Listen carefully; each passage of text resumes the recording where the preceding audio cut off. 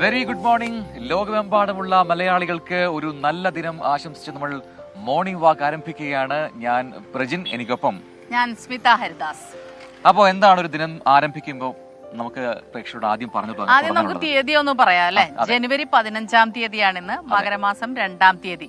മകരമാസത്തില് മരം കോച്ചുന്ന മഞ്ഞായിരിക്കും, തണുപ്പായിരിക്കും എന്നൊക്കെയാ പറയുന്നത്. പക്ഷെ ഇന്നിപ്പോ ഇവിടെ അത്യാവശ്യം ചൂടൊക്കെ ഉണ്ട് അല്ലെ. കാരണം ഇന്നലെ പെയ്ത മഴയാണെന്ന് പറയാതെ വയ്യ. കാരണം ഇന്നലെ 2 സമയങ്ങളായിട്ട് കൊച്ചി മേഖലയിൽ പലയിടത്തും മഴയുണ്ടായിരുന്നു. ഇനിയിപ്പോ നിങ്ങളുടെ ഏരിയകളിൽ എവിടെയൊക്കെ മഴ പെയ്തു, ഇപ്പം മഴ പെയ്യുന്നുണ്ട്, ഇത്തരം കാര്യങ്ങളൊക്കെ നമുക്ക് പറഞ്ഞു തുടങ്ങാം.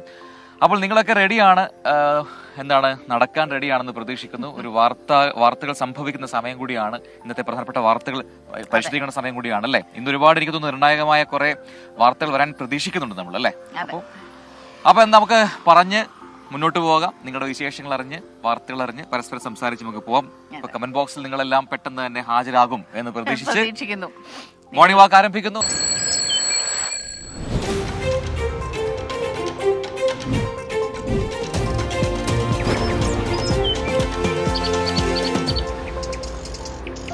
യെസ്, അപ്പൊ നമുക്ക് നടന്നു തുടങ്ങിയാലോ. നടന്നു തുടങ്ങാം. അപ്പൊ എവിടെയാണ് ഇന്ന് നമ്മൾ നടക്കുന്നത് എന്ന് പ്രേക്ഷകരോട് പറഞ്ഞില്ല, അത് പറയണ്ടേ. ഇന്ന് നമ്മൾ നിൽക്കുന്നതല്ല, നടന്നുകൊണ്ടേയിരിക്കുന്നത് നമ്മുടെ വാർത്തായാത്ര സീപോർട്ട് എയർപോർട്ട് റോഡിന്റെ ഫേസ് 2 ആണ്. അത് തുടങ്ങുന്നത് NAD-യുടെ സൈഡിൽ നിന്നാണ്. NAD മുതൽ എയർപോർട്ട് വരെയാണ് ആ സ്ട്രെച്ച്.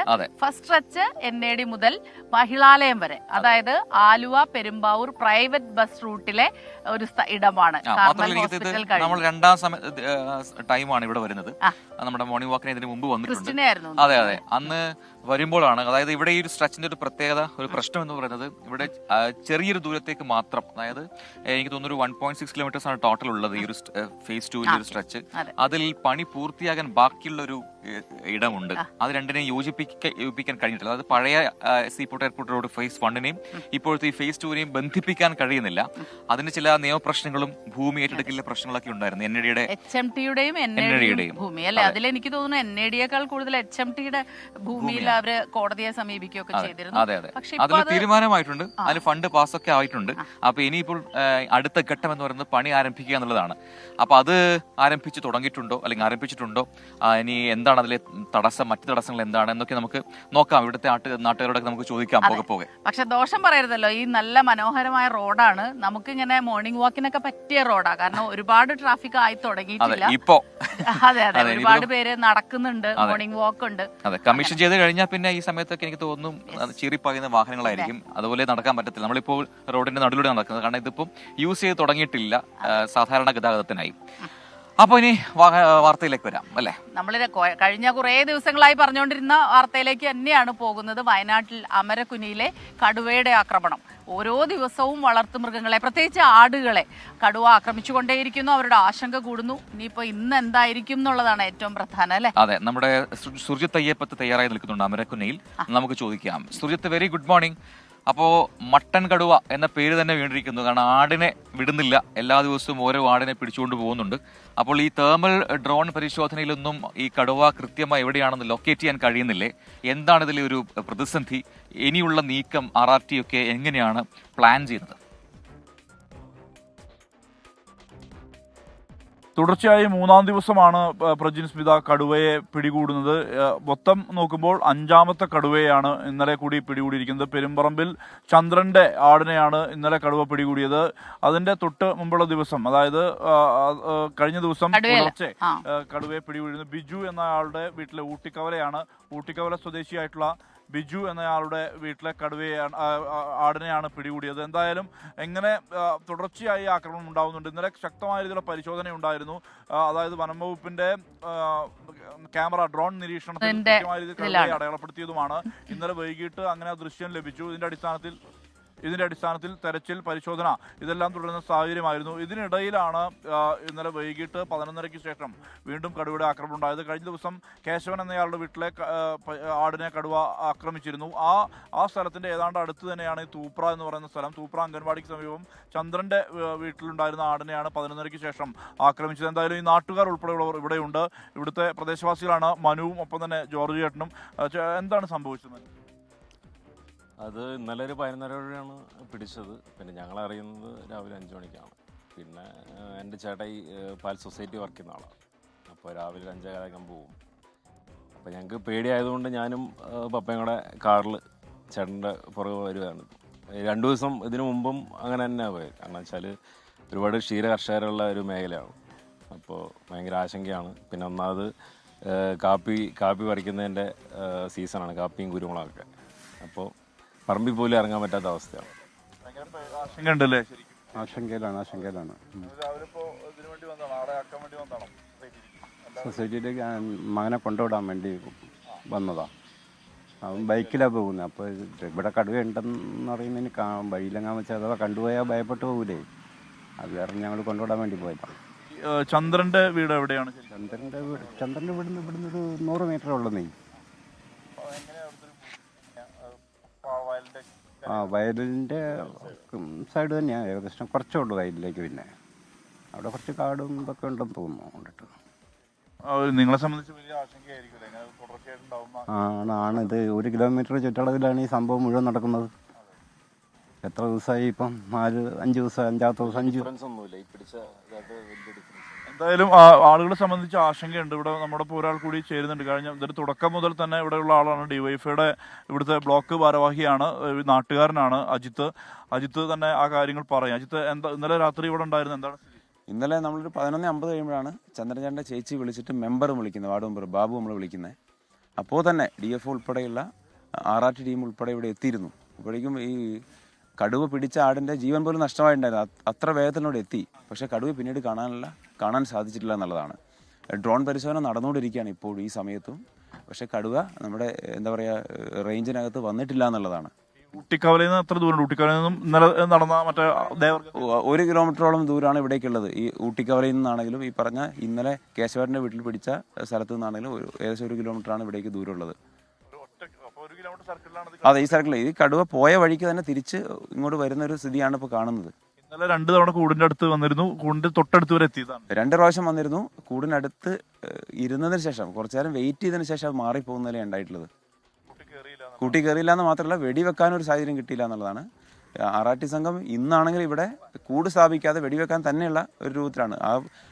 ആട് കിടന്ന കൂടിനോട് ചേർന്നുള്ള വീടാണ്. ആ വീടിൻ്റെ ജനലിൽ കൂടി വെടിവെക്കാനുള്ള സംവിധാനവുമായി എല്ലാം സെറ്റ് ചെയ്തിട്ട് ഇവിടെ മെഡിക്കൽ ടീം, അരുൺ സക്രിയാസ് ഉൾപ്പെടെ ആളുകളുണ്ട്.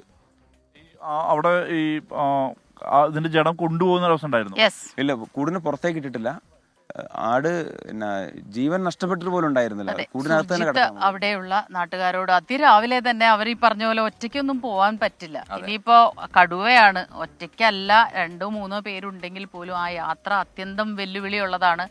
നമ്മുടെ സുർജിത്ത് അറിയാതെ തിരിച്ചു പറഞ്ഞു പോയി അല്ലെ, കടുവ ആടിനെ പിടിച്ചു എന്നുള്ളതിന് കടുവയെ പിടിച്ചു എന്നായിപ്പോയി. അപ്പൊ നമ്മുടെ പ്രേക്ഷകർ കുറെ പേര് അതൊന്ന് കറക്റ്റ് ചെയ്യാമോ എന്ന് ചോദിക്കുന്നുണ്ട്. അതെ, അത് മാത്രല്ല ഈ നാട്ടുകാരുടെ കൂടെ RRT ടീമിന്റെ ഒക്കെ കൂടെ തന്നെ നമ്മുടെ ടീമും സുർജിത്തും നമ്മുടെ ക്യാമറമാനും ഒക്കെ തന്നെ ഡ്രൈവറും ഉണ്ടാവും. അവരിങ്ങനെ ഉറക്കമില്ലാതെ അവിടെ നിൽക്കുകയാണ്. അപ്പോൾ സ്വാഭാവികമായിട്ടും രാവിലെ തന്നെ ഒരു നാവുപിഴ വന്നതാണ്. അത് നിങ്ങൾ ക്ഷമിക്കുമല്ലോ അല്ലേ? നിങ്ങൾ എപ്പോഴും നമ്മളോട് ഇത്തരം പ്രശ്നങ്ങളിൽ നമ്മളോട് ക്ഷമിക്കുന്നവരാണ്, നമുക്ക് ഊർജം പകരുന്നവരാണ്, നമ്മളെ തിരുത്തുന്നവരാണ്. ഒരുപാട് പേര് ഗുഡ് മോർണിംഗ് മെസ്സേജ് പറയുന്നുണ്ട്. മിനി ബാബു പറഞ്ഞു ബുദ്ധിയുള്ള കടുവയാണ് എന്ന് പറയുന്നു. ബുദ്ധിയുള്ള കടുവയാണോ അല്ലേന്നൊക്കെ നമുക്ക് അറിയാം. എന്തായാലും കടുവയെ പിടിക്കാനുള്ള ശ്രമങ്ങൾ ഉചിതമായി തന്നെ നടക്കുന്നു. ഇങ്ങനെ മാറി മാറി പോകുന്നുണ്ട്. തെർമൽ ഡ്രോൺ പരിശോധനയിലൊക്കെ സ്ഥിരീകരിക്കുന്നുണ്ട് സ്ഥാനം. പക്ഷെ പിന്നീട് അവിടെ തിരയുമ്പോൾ അവിടെ ആളെ കാണാനില്ല. മറ്റൊരിടത്ത് പോയി മറ്റൊരു ആടിനെ പിടിക്കുന്നു. ഇതാണ് സംഭവിക്കുന്നത് കഴിഞ്ഞ 3 ദിവസങ്ങളായി. എത്ര ദിവസമായി കുട്ടികൾ സ്കൂളിൽ പോവാതെ, പണിക്ക് പോകാൻ പറ്റാതെ, അങ്ങനെ അവർ ആശങ്കയിലാണ്. ശരിക്കും പറഞ്ഞാൽ രാത്രിയൊന്നും വീടിന് പുറത്തിറങ്ങാൻ പറ്റില്ല. വല്ലാത്ത കഷ്ടമാണ് അവിടുത്തെ കാര്യം. എന്നെങ്കിലും ഒരു പരിഹാരം ഉണ്ടാവുമെന്ന് നമുക്ക് വിചാരിക്കാം. അടുത്ത വാർത്തയിലേക്ക് പോകും അല്ലെ? ഗസയിലെ വെടിനിർത്തൽ ചർച്ചകൾ അന്തിമഘട്ടത്തിലെത്തിയിരിക്കുന്നു. കരാറിന്റെ കരട് ഹമാസ് അംഗീകരിച്ചു എന്നാണ് പുറത്തുവരുന്ന റിപ്പോർട്ടുകൾ. ഏതാനും മണിക്കൂറുകൾക്കുള്ളിൽ തന്നെ സന്തോഷ വാർത്ത പ്രതീക്ഷിക്കാം എന്ന് ഇസ്രായേൽ ഉപവിദേശകാര്യമന്ത്രി ഷെറീൻ ഹസ്കൽ പറഞ്ഞിട്ടുണ്ട്. ചർച്ചകൾ അന്തിമഘട്ടത്തിലാണെന്ന് മധ്യസ്ഥം വഹിക്കുന്ന ഖത്തർ ബന്ദികളെ ഘട്ടം ഘട്ടമായി മോചിപ്പിക്കാനാണ് കരട് കരാറിലെ നിർദ്ദേശം എന്നാണ് വിവരം. ആദ്യഘട്ടത്തിൽ 33 ബന്ദികളെയാണ് മോചിപ്പിക്കുക. ചർച്ചയിൽ പുരോഗതി ഉണ്ടായിട്ടുണ്ടെന്നും അന്തിമ പദ്ധതിക്ക് ഇസ്രായേലി മന്ത്രിസഭയുടെ അംഗീകാരം ലഭിക്കേണ്ടതുണ്ടെന്നുമാണ് റിപ്പോർട്ടിൽ പറയുന്നത്.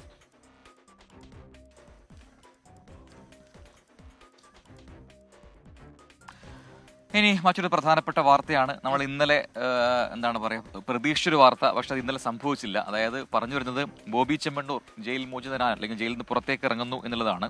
അത് ഇന്നലെ സംഭവിക്കുമെന്ന് പ്രതീക്ഷയാണ്. പക്ഷേ ഇന്നലെ ഈ കോടതി ഉത്തരവൊക്കെ ആയിട്ട് ജയിലിൽ പോയെങ്കിലും ബോബി ചെമ്മണ്ണൂർ പറഞ്ഞു ഇന്ന് ഇറങ്ങുന്നില്ല എന്നങ്ങ് തീരുമാനിച്ചു. അതെ, അത് മാത്രമല്ല ജയിലിന് പുറത്ത് നാടകീയമായ കുറെ രംഗങ്ങളും നമ്മൾ കാണേണ്ടി വന്നു. അതെ, എന്തായാലും ട്വിസ്റ്റാണ്. ഇന്നിപ്പോൾ എന്താണ് സംഭവിക്കുന്നത് നമുക്ക് അറിയില്ല. അത് ചോദിക്കാം. ഹണി റോസിന്റെ അധിക്ഷേപ പരാതിയിൽ ജാമ്യം ലഭിച്ച ബോബി ചെമ്മണ്ണൂർ ഇന്ന് പുറത്തിറങ്ങിയേക്കും. ജാമ്യം ലഭിച്ചിട്ടും ജയിലിൽ കഴിയുന്ന റിമാൻഡ് പ്രതികൾക്ക് ഐക്യദാർഢ്യം പ്രഖ്യാപിച്ചാണ് ഇന്നലെ ബോബി ചെമ്മണ്ണൂർ ജയിലിൽ തുടർന്നത്. അതെ, അശ്വിൻ പാലാഴിയാണ് ചേരുന്നത് കൊച്ചിയിൽ നിന്ന് വിവരങ്ങളുമായി. അശ്വിൻ, ഇതെന്താണ് എന്താ പറയാ, ട്വിസ്റ്റോട് ട്വിസ്റ്റ് എന്ന് നമ്മൾ പറയുന്നത് പോലെ അക്ഷരാർത്ഥത്തിൽ അത് തന്നെയാണ് സംഭവിക്കുന്നത്. ഇത് എന്ത് നാടകമാണ് ഇന്നലെ ഉണ്ടായത്? Smitha, Prajin, good morning. ഇന്നലെ ഇതുമായി ബന്ധപ്പെട്ട് കാക്കനാട് ജയിലിൻ്റെ ഉള്ളിലും പുറത്തും നടന്നതിനെയൊക്കെ ബോബി ഷോ എന്നുള്ളതാണ് സോഷ്യൽ മീഡിയ പൊതുവെ വിശേഷിപ്പിക്കുന്നത്. അതായത് ജാമ്യ ഉത്തരവ് ജയിലിലെത്താൻ വൈകുന്നു, തുടർന്ന് ബോണ്ടിൽ ഒപ്പിടാൻ ബോബി ചെമ്മണ്ണൂർ വിസമ്മതിക്കുകയായിരുന്നു. അദ്ദേഹം അതിന് ന്യായീകരണമായി, അല്ലെങ്കിൽ അതിന് കാരണമായ ഒരു കാര്യം കൂടി പറയുന്നുണ്ട്. ഈ ജാമ്യ ഉത്തരവ് കിട്ടിയിട്ടും ഇതിൻ്റെ മറ്റ് കാരണങ്ങൾ, സാങ്കേതിക കാരണങ്ങൾ കൊണ്ട് പുറത്തിറങ്ങാൻ കഴിയാത്ത നിരവധി തടവുകാർ കാക്കനാട് ജയിലിലുണ്ട്, അതുൾപ്പെടെ പല ജയിലുകളിലുമുണ്ട്.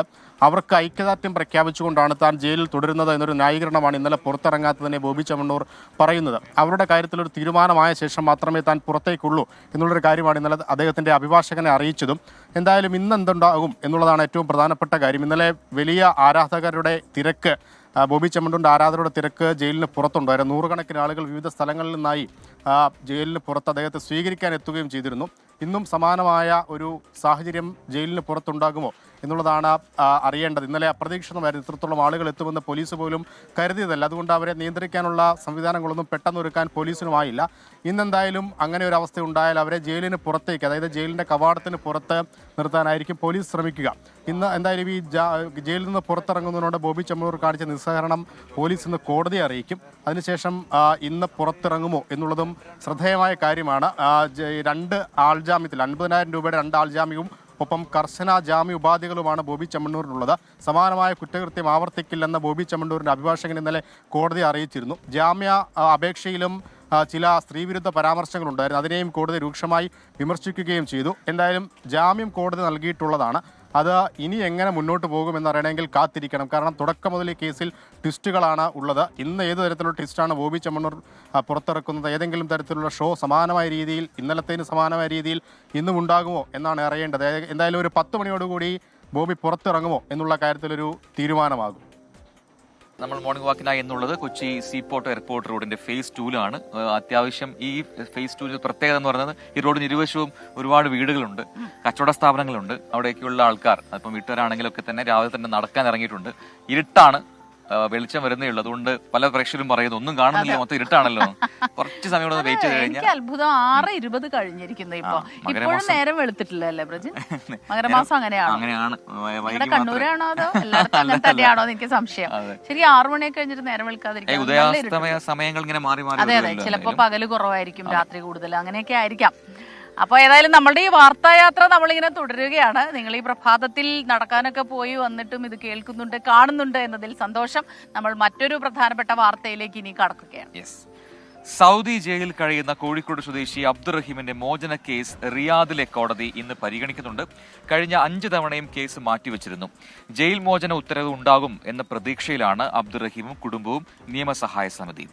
ജയിൽ മോചനത്തിന് മറ്റ് തടസ്സങ്ങളൊന്നുമില്ലെന്നാണ് റിയാദിലെ നിയമസഹായ സമിതി സൂചിപ്പിക്കുന്നത്. ഓൺലൈനായി കേസ് പരിഗണിക്കുമ്പോൾ അബ്ദുറഹീമും അഭിഭാഷകനും ഹാജരാകും. 2006 സൗദി ബാലൻ കൊല്ലപ്പെട്ട കേസിൽ വധശിക്ഷയ്ക്ക് വിധിക്കപ്പെട്ട് തടവിലായ അബ്ദുറഹീം 18 വർഷത്തോളമായി റിയാദിലെ ജയിലിലാണ്.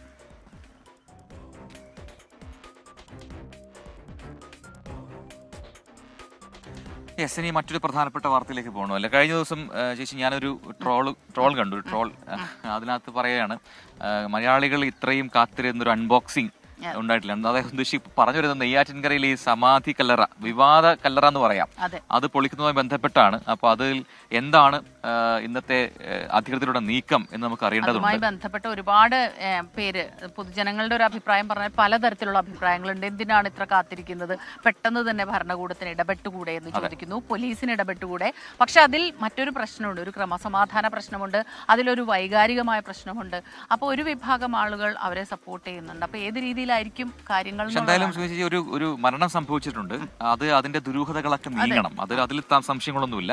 ഇപ്പോൾ ഏറ്റവും പുതിയ അപ്ഡേറ്റ് പ്രകാരം ഇന്ന് ഈ വിവാദ സമാധി കല്ലറ പൊളിക്കില്ല എന്ന വാർത്തയാണ് വരുന്നത്. കല്ലറ പൊളിച്ച് മൃതദേഹം പുറത്തെടുക്കുന്നതിൽ അനിശ്ചിതത്വം അങ്ങനെ തുടരുകയാണ്. നിലവിലെ ക്രമസമാധാന പ്രശ്നങ്ങൾ പൂർണ്ണമായി പരിശോധിച്ച ശേഷം മാത്രമേ കല്ലറ പൊളിക്കുന്ന നടപടികളിലേക്ക് ജില്ലാ ഭരണകൂടം കടക്കുകയുള്ളൂ എന്നാണ് അറിയാൻ കഴിയുന്നത്. അജീഷ് ജയകുമാറാണ് തിരുവനന്തപുരത്ത് നിന്ന് വിവരങ്ങളുമായി നമുക്കൊപ്പം ചേരുന്നത്. Ajeesh, good morning. അപ്പൊ അങ്ങനെ ഇന്നും കല്ലറ പൊളിക്കില്ല എന്നുള്ള വിവരം വരുന്നു. കഴിഞ്ഞ ദിവസം സബ് കളക്ടർ പറഞ്ഞിരുന്നു ഡേറ്റ് അറിയിക്കാം, പക്ഷേ വീട്ടുകാരോട്, കുടുംബത്തോട് സംസാരിച്ച് കാര്യങ്ങൾ അവരെ പറഞ്ഞു മനസ്സിലാക്കണം, നിയമ നടപടികളുമായി മുന്നോട്ട് പോകുക തന്നെ ചെയ്യും, അതിൽ മാറ്റമൊന്നും ഉണ്ടാകില്ല. പക്ഷെ എന്നാണ് കല്ലറ പൊളിക്കുക എന്നുള്ളതിൽ ഇപ്പോഴും അനിശ്ചിതത്വം തുടരുകയാണ്. Good morning Prajina and Smitha. എന്തായാലും നേരത്തെ പറഞ്ഞതുപോലെ തന്നെ അവിടെ മാത്രമല്ല ഇവിടെയും പലർക്കും നേരം വെളുത്തിട്ടില്ല. എന്തായാലും ഈ വാർത്തയുമായി ബന്ധപ്പെടുത്തി പറഞ്ഞതല്ല, എന്തായാലും ഇന്നും കല്ലറ പൊളിക്കാൻ ഒരു തീരുമാനമായിട്ടില്ല. അതിലിപ്പോഴും അനിശ്ചിതത്വം തുടരുന്നുണ്ട്. കാരണം അവിടെ ഒരു ക്രമസമാധാന പ്രശ്നം നിലനിൽക്കുന്നുണ്ട് എന്നാണ് പോലീസ് പറയുന്നത്. കാരണം 2 ദിവസം മുമ്പ് നമ്മൾ നേരിട്ട് കണ്ടതാണ് ആ ഒരു സംഭവങ്ങൾ. കാരണം ഒരു മാൻ മിസ്സിംഗ് കേസായിട്ട് തുടങ്ങിയ ഒരു സംഭവമായിരുന്നു. പിന്നീട് അത് മതസ്പർദ്ധ വളർത്തുന്ന രീതിയിലേക്ക്, വലിയ രീതിയിലേക്ക് അത് വളരുകയും ഒരു വിശ്വാസ സംബന്ധമായ പ്രശ്നമായി അത് മാറുകയും ചെയ്യുന്നു. 2 കമ്മ്യൂണിറ്റികൾ തമ്മിലുള്ള ഒരു തർക്കം എന്ന രീതിയിലേക്ക് അത് വളർത്താൻ ചിലർ ശ്രമിക്കുന്നതായിട്ടും നമ്മൾ കണ്ടു. എന്തായാലും അതുകൊണ്ട് തന്നെ അവിടെ ഇന്ന് കല്ലറ പൊളിച്ച്, അതായത് തിടുക്കത്തിൽ കല്ലറ പൊളിച്ച് പരിശോധന നടത്തേണ്ട എന്നൊരു തീരുമാനത്തിലാണ് ജില്ലാ ഭരണകൂടമുള്ളത്.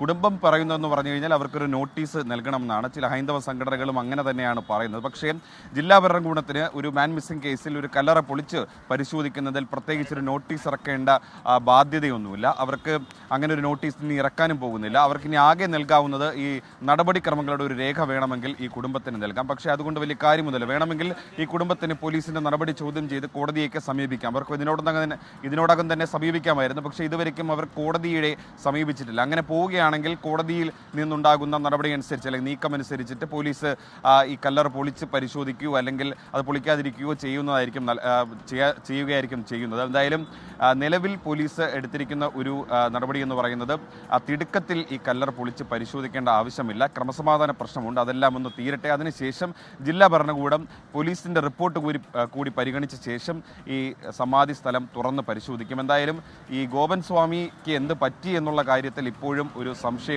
അവിടെ ഉടലെടുക്കുന്നുണ്ട്. കാരണം ഈ കല്ലറ തുറന്ന് പരിശോധിച്ച് അതിൽ പോസ്റ്റ്മോർട്ടം റിപ്പോർട്ട് നടത്തിയതിന് ശേഷം മാത്രമേ ഇത് സ്വാഭാവിക മരണമാണോ അല്ലെങ്കിൽ അസ്വാഭാവിക മരണമാണോ എന്ന് വ്യക്തമാവുകയുള്ളൂ. എന്തായാലും അത് ഈ കല്ലറ പൊളിച്ച് അത് പരിശോധിക്കുന്നവരെ കാത്തിരിക്കേണ്ടതുണ്ട്. എന്തായാലും ഈ കുടുംബത്തെ കാര്യങ്ങൾ പറഞ്ഞ് ബോധിപ്പിക്കാനുള്ള ഒരു ശ്രമം ഇപ്പോഴും അവിടെ നടത്തുന്നുണ്ട്. പോലീസിന്റെ സുരക്ഷ ഈ സ്ഥലത്ത് ഇപ്പോഴും ഉണ്ട്. ശരി, അജീഷ് ജയകുമാറാണ് വിശദാംശങ്ങൾ നൽകിയത്. എന്തായാലും ആ കല്ലറ പൊളിക്കണം എന്ന് ഒരുപാട് പ്രേക്ഷകർ പറയുന്നു. ആ ദുരൂഹതകളൊക്കെ നീങ്ങണം. അത് പ്രജിൻ, ഇവർ മനസ്സിലാക്കേണ്ട ഒരു കാര്യം, നമ്മുടെ വീട്ടിൽ പെട്ടെന്നൊരു മരണം ഉണ്ടായാൽ, അത് നമ്മുടെ ഏറ്റവും പ്രിയപ്പെട്ട ബന്ധുക്കളായാലും നമ്മൾ തന്നെ ആയാലും, അതിലുള്ള ഒരു കാര്യം, അതൊരു ഡോക്ടർ വന്ന് എങ്ങനെയാണ് മരണം ഉണ്ടായത് എന്ന് സ്ഥിരീകരിക്കേണ്ടിയിരിക്കുന്നു, സർട്ടിഫൈ ചെയ്യേണ്ടിയിരിക്കുന്നു, അല്ലെങ്കിൽ പോസ്റ്റ്മോർട്ടം വരെ ചെയ്ത എത്രയോ കാര്യങ്ങൾ നമുക്കറിയാം. അപ്പൊ അതിൽ നമ്മൾ സഹകരിച്ചേ പറ്റൂ. അത് നിയമ നടപടിയാണ് എന്നുള്ളത് ഈ നേരത്തെ അനു പറയുമായിരുന്നു. അനു അല്ല, പ്രജിനാണോ പറഞ്ഞ, ആരാ പറഞ്ഞ, അജീഷാണോ പറഞ്ഞത്? ഇപ്പോഴും ചിലർക്ക് നേരം വെളുത്തിട്ടില്ല എന്നുള്ളത് ഒരു 2 തരത്തിലെടുക്കാം. മാത്രമല്ല അവിടുത്തെ കുടുംബാംഗങ്ങളുടെയൊക്കെ പ്രതികരണങ്ങളെ നമ്മളങ്ങനെ അത്ഭുതത്തോടു കൂടി മാത്രമേ കേൾക്കാൻ പറ്റൂ. എന്തൊക്കെയാണ് പറയുന്നത്, നമ്മൾ വിവരക്കേടെന്ന് പറയാറില്ല, അത്തരം കാര്യങ്ങളാണ് പലപ്പോഴും അവരുടെ ഭാഗത്തുണ്ടായിട്ടുള്ളത്. എനിക്ക് അത്ഭുതമായി തോന്നിയത് അതിലും ചേരി തിരിഞ്ഞ് അവരെ സപ്പോർട്ട് ചെയ്തും അങ്ങനെയുള്ള കാര്യങ്ങളും വരുന്നുണ്ട്. അപ്പൊ എന്താണ് ഈ കാര്യത്തിൽ എന്താണ് ഇത്ര സംശയം എന്നുള്ള ഒരു കാര്യമുണ്ട് അല്ലേ? അതെ, ഈ പറഞ്ഞ അന്ധവിശ്വാസങ്ങൾ അത് എങ്ങനെയാണ് നമ്മുടെയൊക്കെ ഒരു വിഭാഗത്തേക്ക് ഇങ്ങനെ പിടികൂടിയിരിക്കുന്നത് എന്നുള്ളതിന്റെ ചില ഉദാഹരണങ്ങൾ തന്നെയാണ്. അപ്പൊ എന്തായാലും അതിലൊരു കൃത്യമായി പ്രശ്നങ്ങൾ ഉണ്ടാവാത്ത രീതിയിൽ തന്നെ ഈ പ്രശ്നത്തിന് ഒരു പരിഹാരം ഉണ്ടാവണം. ദുരൂഹതകളെല്ലാം പൂർണ്ണമായും നീങ്ങുകയും വേണം. അതിനായി നമ്മൾ കാത്തിരിക്കുകയാണ് അല്ലെ? വണ്ടികളൊക്കെ വരുന്നുണ്ട്, നമ്മൾ കുറച്ചും കൂടി ശ്രദ്ധിക്കണം എന്ന് തോന്നുന്നു. കാര്യം പകലായി കഴിയുമ്പോഴേക്കും ഈ ഡ്രൈവിംഗ് പഠിപ്പിക്കുന്ന വണ്ടികൾ, അങ്ങനെ കുട്ടികൾ, ചെറുപ്പക്കാരൊക്കെ നല്ല സ്പീഡിലൊക്കെ ബൈക്ക്. അത് ഇവിടുത്തെ ഈ നാട്ടുകാർ അതിനെക്കുറിച്ച് പറയുന്നുണ്ട്. കാരണം ഒന്നാമത് ഇത് കമ്മീഷൻ ചെയ്യാത്ത റോഡാണ്, പക്ഷെ എന്നിട്ടും ഇങ്ങനെ ഒരു സ്ട്രെയിറ്റ് സ്ട്രെച്ച് ആയതുകൊണ്ട് തന്നെ ഒരുപാട് ആൾക്കാർ ഇങ്ങോട്ടേക്ക് 2 വീലേഴ്സ് ഒക്കെ എടുത്ത് വരുന്നുണ്ട്. അവർ ഇവിടുന്ന് സ്പീഡിൽ വണ്ടി ഓടിച്ച് പോകുന്നൊക്കെ ഇവിടെ അപകടങ്ങൾ ഉണ്ടാക്കുന്നുണ്ട്, മരണം സംഭവിച്ചിട്ടുണ്ടെന്നൊക്കെ പറയുന്നുണ്ട്. അപ്പം അതിലൊക്കെ അധികൃതർ ഒരു ഇടപെടൽ വേണ്ടതാണ്. അതിനേക്കാൾ കൂടുതൽ നാട്ടുകാർ സ്വയം അല്ലെങ്കിൽ ആളുകൾ സ്വയം അത് മനസ്സിലാക്കിയിട്ടാണ് ഇങ്ങോട്ടേക്ക് വരേണ്ടതെന്നുള്ളതാണ്. അപ്പൊ നമുക്കിനി മറ്റ് ഒരു വാർത്തയിലേക്ക് കൂടി വളരെ പെട്ടെന്ന് പോകാൻ തോന്നുന്നു അല്ലെ. പത്തനംതിട്ട പീഡനക്കേസ് അന്വേഷണ പുരോഗതി വിലയിരുത്താൻ ഇന്ന് പത്തനംതിട്ട SP ഓഫീസിൽ അവലോകന യോഗം ചേരുന്നുണ്ട്. DIG അജിത ബീഗത്തിന്റെ നേതൃത്വത്തിലാകും യോഗം. ശേഷിക്കുന്ന 15 പ്രതികളെ കൂടി ഉടൻ പിടികൂടാനുള്ള നടപടികൾ പോലീസ് തുടങ്ങും. വിദേശത്തുള്ള പ്രതിക്കായി 2 ദിവസത്തിനുള്ളിൽ ലുക്കൌട്ട് നോട്ടീസ് പുറപ്പെടുവിക്കും. പെൺകുട്ടിയുടെ സുരക്ഷ ഉറപ്പാക്കാൻ ആവശ്യമായ നടപടികളും പോലീസ് തുടങ്ങുന്നുണ്ട്. ഇതുവരെ 44 പ്രതികളാണ് കേസിൽ അറസ്റ്റിലായത്.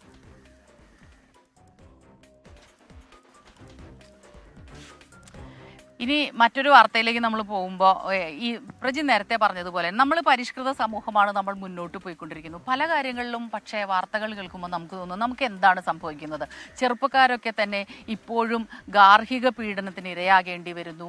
നിറത്തിൻ്റെയും അല്ലെങ്കിൽ മറ്റു രീതിയിലുള്ള കാഴ്ചയിലുള്ള പ്രശ്നങ്ങളുടെയൊക്കെ പേരിൽ പീഡനങ്ങൾ അനുഭവിക്കേണ്ടി വരുന്നു. ആത്മഹത്യയിലേക്ക് കാര്യങ്ങൾ പോകുന്നു. ഇതൊക്കെ നമ്മളെ വല്ലാതെ ഞെട്ടിക്കുന്നുണ്ട്. നമ്മൾ എങ്ങോട്ടാണ് പോകുന്നത് എന്നുള്ളൊരു ചോദ്യം. പറഞ്ഞു വന്നത് ഇന്നലെ വന്നൊരു വാർത്ത പുതിയ വിവരങ്ങൾ വരുന്നുണ്ട്. മലപ്പുറം കൊണ്ടോട്ടിയിൽ ആത്മഹത്യ ചെയ്ത നവവധു ഷഹാന മുംതാസിന്റെ സംസ്കാരം ഇന്നുണ്ടാകും. രാവിലെ 8:30 കൊണ്ടോട്ടി പഴയങ്ങാടി വലിയ ജുമാ മസ്ജിദിലാണ് ഖബർ അടക്കുക.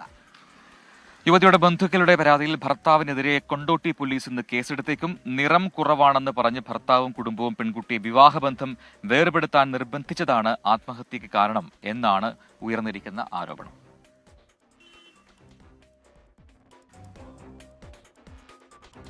വല്ലാതെ സങ്കടം തോന്നൂല. ആ കുട്ടി ഒരുപാട് പ്രാവശ്യം ഭർത്താവിന് മെസ്സേജുകൾ അയക്കുന്നുണ്ട്. എന്നെ വിളിക്കൂ എന്നൊക്കെ പറഞ്ഞ് സങ്കടപ്പെട്ട് മെസ്സേജുകൾ അയച്ചിരുന്നു. അതൊന്നും നടന്നില്ല. നിറത്തിന്റെ പേരിലൊക്കെ ഇതുപോലെ ഇപ്പോഴും സംഭവിക്കുന്നു എന്നുള്ളതാണ് നമ്മുടെ കേരളത്തിൽ. ഇംഗ്ലീഷ് സംസാരിക്കാൻ പറ്റുന്നില്ല ഫ്ലുവന്റ് ആയിട്ട്, അത് മറ്റൊരു കാരണം. അങ്ങനെ പല പല വിചിത്രം എന്ന് തോന്നുന്ന രീതിയിലുള്ള കാരണങ്ങളാണ്. മറ്റൊരു സ്ത്രീ തന്നെ, ഭർത്താവിന്റെ അമ്മ തന്നെ അത്തരം പീഡനങ്ങൾക്ക് അല്ലെങ്കിൽ കുറ്റപ്പെടുത്തലുകൾക്കൊക്കെ കൂട്ടുനിൽക്കുക. അതെ. ഇനി നമ്മൾ മറ്റ് വാർത്തയിലേക്ക് പോകണോ അതോ മെസ്സേജുകൾ ഉണ്ടോ? നമുക്ക് അടുത്തൊരു പ്രധാനപ്പെട്ട വാർത്തയാണ്. അതിന് മുമ്പേ നമ്മുടെ പ്രൊഡ്യൂസർ അമൽ അവിടെ നിന്ന് പറയുന്നുണ്ട് ഒരു ഇടവേള വേണമെന്ന് പറയുന്നത്. നമുക്ക് ചില ദൃശ്യങ്ങളൊക്കെ ഇങ്ങനെ തെളിഞ്ഞു വരുന്നുണ്ട് നമ്മുടെ ഈ ചക്രവാളത്തിൽ അല്ലേ എന്ന് പറയുന്നത് പോലെ. കവിത അതെ, മനോഹരമായ ചില ആകാശ ദൃശ്യങ്ങളുണ്ട്. അപ്പൊ അതിലേക്കും ഒപ്പം തന്നെ ഉദയം അതിങ്ങനെ തുടങ്ങിയിട്ടുണ്ട്. അതിന്റെ രസകരമായ നല്ല മനോഹരമായ ദൃശ്യങ്ങളിലേക്ക് നമുക്ക് വരാം.